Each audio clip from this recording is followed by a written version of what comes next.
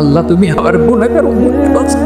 বিশ্বনবী পাগলের মতো একবার হাউজে কাউসারে যাবেন, একবার সিরাতে যাবেন, একবার পুলসিরাতের দিকে, একবার হাউজে কাউসারের দিকে পাগলের মতো দৌড়াতে থাকবেন।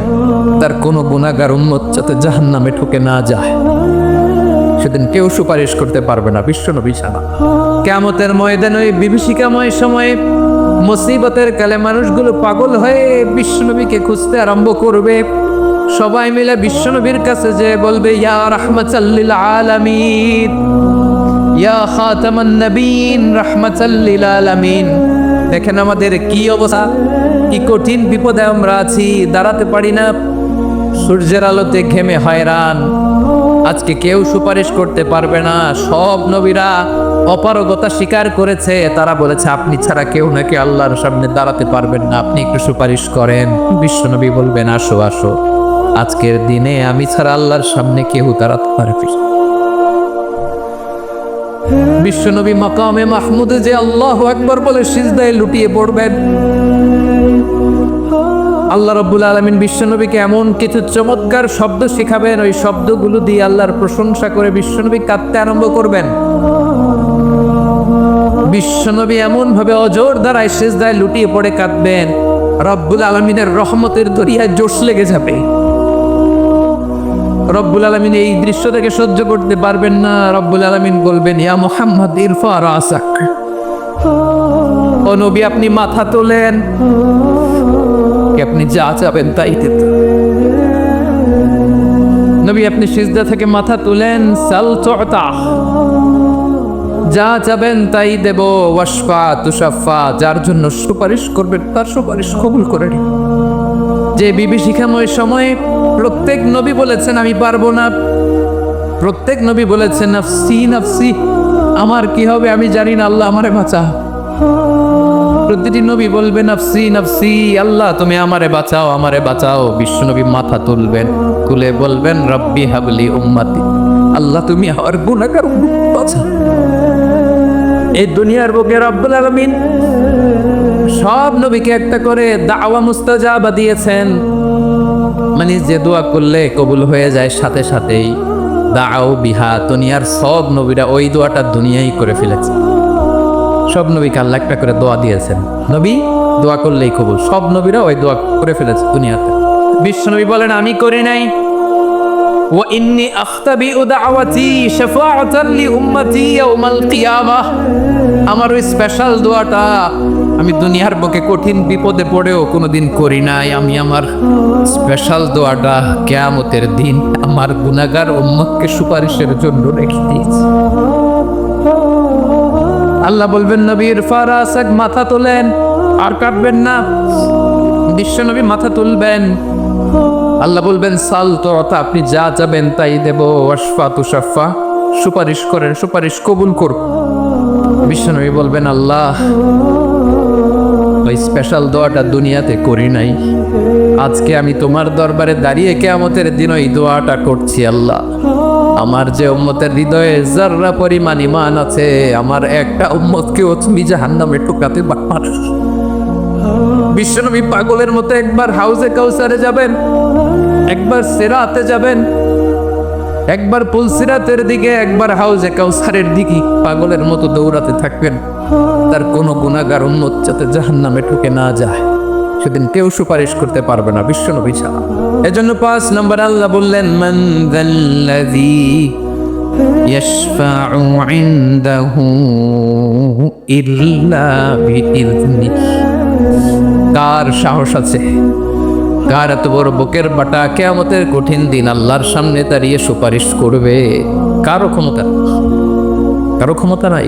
বিশ্বনবী সেদিন সিজদায় পড়ে উম্মতের জন্য কাঁদবেন, সবাই কাঁদবে, নফসি নফসি, আল্লাহ আমারে বাঁচাও। বিশ্বনবী আমার জন্য কাঁদবেন, আপনার জন্য কাঁদবেন, আমাদের জন্য সেদিন কেঁদে কেঁদে জাহান্নামের দরজায় দাঁড়িয়ে আমাদেরকে টেনে টেনে জান্নাতে ঢুকাবেন।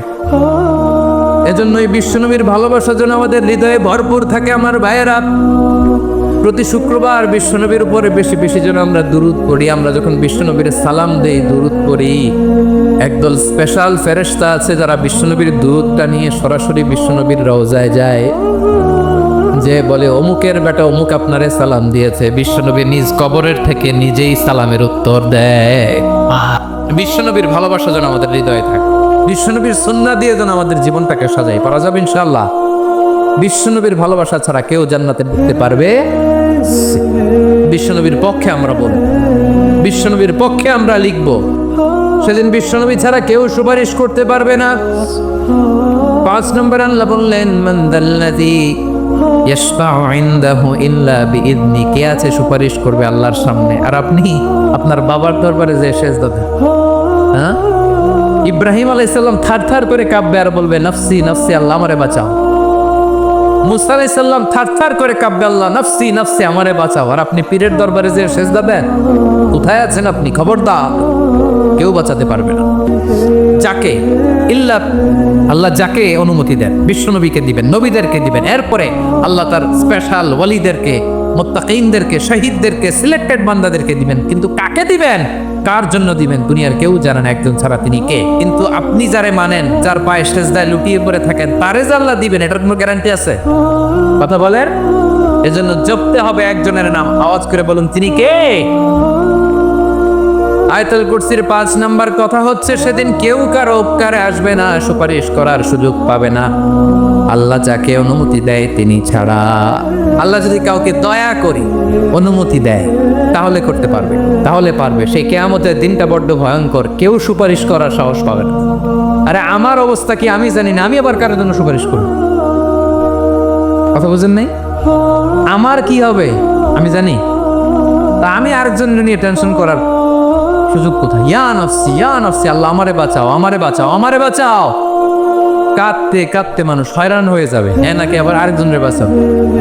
বিশ্বনবী বলেন, বিশ্বনবী একবার ছাগলের রান খাচ্ছিলেন, রান খেতে খেতে বিশ্বনবী বলেন, আনা সাইয়্যিদুন নাস ইয়াউমাল কিয়ামা, আমি কিয়ামতের দিন সর্বশ্রেষ্ঠ হব, মানুষের মধ্যে সর্বশ্রেষ্ঠ সেরা আমি বিশ্বনবী। আলহামদুলিল্লাহ। বিশ্বনবী বলেন, সেদিনটা বড্ড ভয়ঙ্কর, সেদিন কেউ কারো কোনো উপকারে আসবে না, বন্ধু বন্ধুর কাজে আসবে না, স্ত্রী স্বামীর উপকারে আসবে না, স্বামী স্ত্রীর উপকারে আসবে না, পীর সাহেব মরিদরে বাঁচাতে পারবে না, মরিদ পীর সাহেবরে বাঁচাতে পারবে না, নেতা কর্মীর পরিচয় দিবে না, কর্মী নেতার পরিচয় দিবে না, ভাই বোনকে চিনবে না, বোন ভাইকে চিনবে না, বাবা তার সন্তানকে চিনবে না, মেয়েকে দেখে মা দৌড়ে দৌড়ে পালাবে। বড্ড ভয়ঙ্কর দিন। বিশ্বনবী বলবেন, জমিনটা এখনকার মতো থাকবে না, পুরো জমিনটা সমান হয়ে যাবে, ফ্ল্যাট। এখন তো গোল, তখন ফ্ল্যাট। সবাই এক জমিনের উপরে দাঁড়াবে, সূর্যটা মাথার কাছে চলে আসবে, সূর্যের গরমে মানুষের মাথার মগজ গলে গলে কানের ছিদ্র, নাকের ছিদ্র দিয়ে বেয়ে বেয়ে পড়বে। সবাই হয়রান, পেরেশান, ক্লান্ত শ্রান্ত। মানুষগুলো বলবে বাঁচার কোনো উপায় নাই। 50,000 বছর মানুষ এরকম দৌড়াবে, চিৎকার করবে, কাঁদবে, বাঁচার কোনো উপায় নাই। সবাই বলবে, আল্লাহ যদি বিচারটা শুরু করতো, যা হবার হবে, আগে বিচার শুরু করি। বিচারে শুরু হয় না, বিচার শুরু হইতে 50,000 বছর। আল্লাহ, 50,000 বছর, 5,000, 15,000 না, 50,000 বছর এরকম যাবে।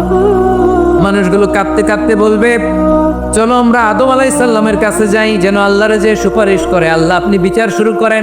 কিয়ামতের ময়দানে সবাই মিলে সাইয়েদনা আদম আলাইহিস সালামের কাছে যেয়ে বলবে, ইয়া আবাল বাশার ইয়া আউয়ালাল আম্বিয়া, ও আদম নবী, আপনি দুনিয়ার বুকে প্রথম নবী, আল্লাহ নিজ হাতে আপনারে 60 হাত লম্বা করে বানিয়েছেন, আপনার সম্মানে ফেরেশতাদেরকে সেজদা দিতে বলেছেন, দুনিয়ার প্রথম নবী, প্রথম মানুষ আপনি, আপনি আল্লাহরে যে সুপারিশ করেন যেন আল্লাহ বিচার শুরু করে। একটা নিষিদ্ধ গাছের কাছে যেতে নিষেধ করেছিল, আমি ভুল করে এই গাছের ফল খেয়েছি, নাফসি নাফসি, আজকে আমার কি হবে আমি জানি না, আমি বড় লজ্জিত। আমারে যদি আল্লাহ জিজ্ঞেস করে কেন খাইছিলাম, আমার কোনো উত্তর নাই, তোমারে বাঁচাবো কেমনে? নবীরা থার করে কাঁদবে সেদিন। আদম আলাইহিস সালাম বলবেন, আমি পারবো না, মাফ করো আমাকে, আমি পারবো না, ওই যে ভুল করে গন্ধম খেয়ে ফেলেছে, নিষিদ্ধ গাছের ফল খেয়ে ফেলেছে, আমি বড় লজ্জিত, অনুতপ্ত, আমি পারবো না।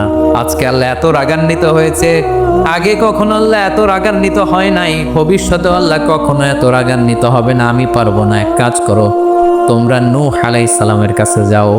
কোন নবী? লোকেরা এবার পাগলের মতো দৌড়াতে দৌড়াতে আল্লাহর নবী নূহ আলাইহিস সালামের কাছে যেয়ে বলবে, ইয়া নবী আল্লাহ নূহ, আনতা আউয়ালুর রাসূলি ফিল আরদ, আপনি জমিনে প্রথম রাসূল। আদম আলাইহিস সালাম নবী ছিলেন, রাসূল ছিলেন না। এই দুনিয়ার বুকে প্রথম রাসূল ছিলেন আল্লাহর নবী নূহ আলাইহিস সালাম। সবাই বলবে, ও নবী আল্লাহ নূহ, রাসূল আল্লাহ নূহ, আল্লাহ আপনাকে আবদান শাকুরা, শুকরগুজার বান্দা বলে কোরআনে বলেছে। কোরআনে নূহ আলাইহিস সালামের নামেও সূরা আছে না নাই? আপনি আল্লাহর প্রিয় বান্দা, প্রিয় রাসূল। দেখেন আমাদের কি দশা, ঘামতে ঘামতে শেষ। জমিনটা তামার জমিন, সূর্যটা মাথার কাছে, কি করবো আর পারি না। ঘামতে ঘামতে আর কত ঘামবো, কত দাঁড়িয়ে থাকবো। আল্লাহরে যে বলেন বিচার যেন শুরু করে। নূহ আলাইহিস সালাম বলবেন, আমিও পারবো না, আমিও পারবো না। আমি আমার ছেলের জন্য কথা বলে ভুল করে ফেলছি। যখন মহাপ্লাবন হবে আমি বললাম, আল্লাহ আমার কলিজার টুকরা সন্তান রে বাঁচান। আল্লাহ বললেন, ও নূহ, সে তোমার সন্তান না, কারণ সে ঈমান আনে নাই, সে পাহাড়ের উপর দাঁড়িয়েছে, দেখি কেমনে সে বাঁচে। ওই যে আমি একটা না বুঝে আবদার করেছি, আল্লাহ আমার উপর রেগে গিয়েছিলেন। আজকে আল্লাহ ওই ব্যাপারে যদি আমারে প্রশ্ন করে, আমার কোনো জবাব নেই, আমি পারবো না, মাফ করো। তোমরা সবাই মিলে আল্লাহর খলিল ইব্রাহিম আলাইহিস সালামের কাছে যাও। লোকগুলো পাগলের মতো খুঁজতে আরম্ভ করবে, অযুত লক্ষ নিযুত কোটি মানুষের ভিড়ে আল্লাহর খলিল ইব্রাহিমকে যে বলবে, ইয়া খলিলুল্লাহ, ও আল্লাহর খলিল, আল্লাহ আপনাকে বড্ড ভালোবেসেছেন, আপনি কাবা বানিয়েছেন, আল্লাহ আপনাকে বড্ড পছন্দ করেন। দেখেন আমাদের কি অবস্থা। আপনি যে আল্লাহর কাছে সুপারিশ করেন যেন আল্লাহকে বিচার শুরু করে। আল্লাহর নবী ইব্রাহিম বলবেন, আমিও পারবো না। আমি আমার জীবদ্দশায় 3টা মিথ্যা বলেছি। কয়টা?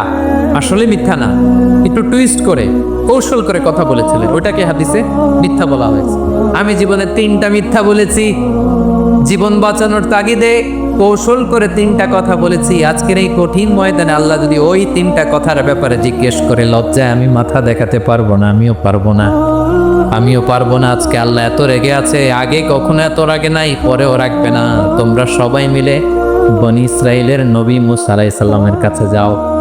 সবাই এবার যাবে মূসা আলাইহিস সালামের কাছে, যেয়ে বলবে, ইয়া নবী আল্লাহ মূসা, আপনি ছিলেন কালিমুল্লাহ, আল্লাহর সাথে সরাসরি কথা বলতেন। রব্বুল আলামিন আপনাকে তাওরাত কিতাব দিয়েছেন, আপনি যে একটু সুপারিশ করেন। আল্লাহর নবী মূসা বলবেন, মাফ করো, আমিও পারবো না।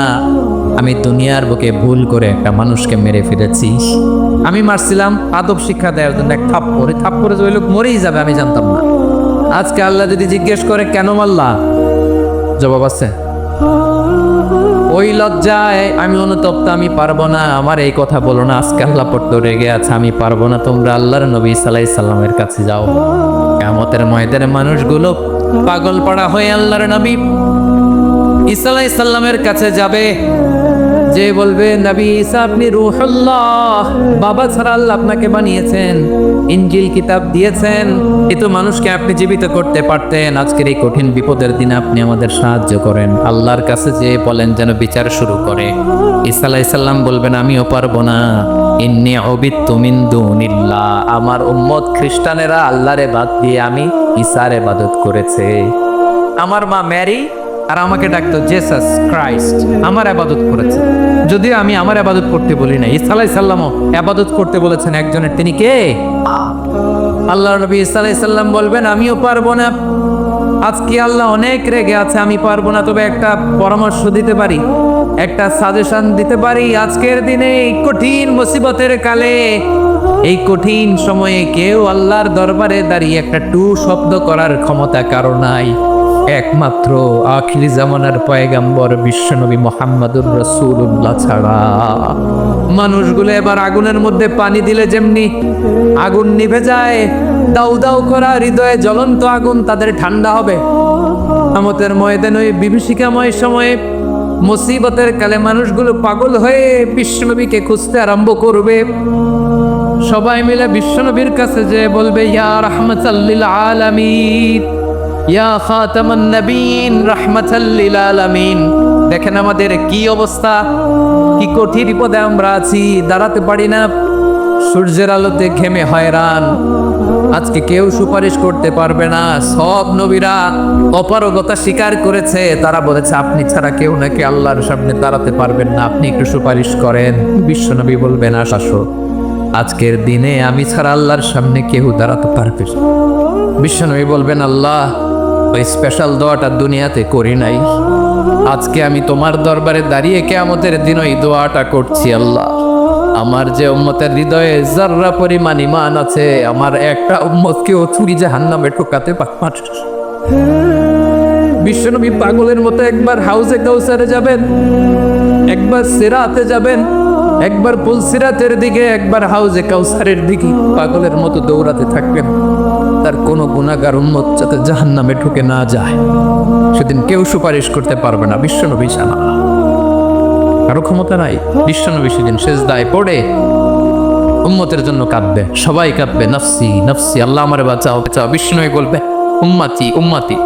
বিশ্বনবী আমার জন্য কাঁদবে, আপনার জন্য কাঁদবে, আমাদের জন্য সেদিন কেঁদে কেঁদে জাহান্নামের দরজায় দাঁড়িয়ে আমাদেরকে টেনে টেনে জান্নাতে ঢুকাবে। এজন্য এই বিশ্বনবীর ভালোবাসা যেন আমাদের হৃদয়ে ভরপুর থাকে। আমার ভাইয়েরা, প্রতি শুক্রবার বিশ্বনবীর উপরে বেশি বেশি যেন আমরা দুরূদ পড়ি। আমরা যখন বিশ্বনবীর সালাম দেই, দুরূদ পড়ি, একদল স্পেশাল ফেরেশতা আছে যারা বিশ্বনবীর দুধটা নিয়ে সরাসরি বিশ্বনবীর রওজায় যায়, যে বলে অমুকের বেটা অমুক আপনারে সালাম দিয়েছে। বিশ্বনবী নিজ কবরের থেকে নিজেই সালামের উত্তর দেয়। বিশ্বনবীর ভালোবাসা যেন আমাদের হৃদয়ে থাকে, বিশ্বনবীর সুন্নাহ দিয়ে যেন আমাদের জীবনটাকে সাজাই। পারা যাবে ইনশাআল্লাহ।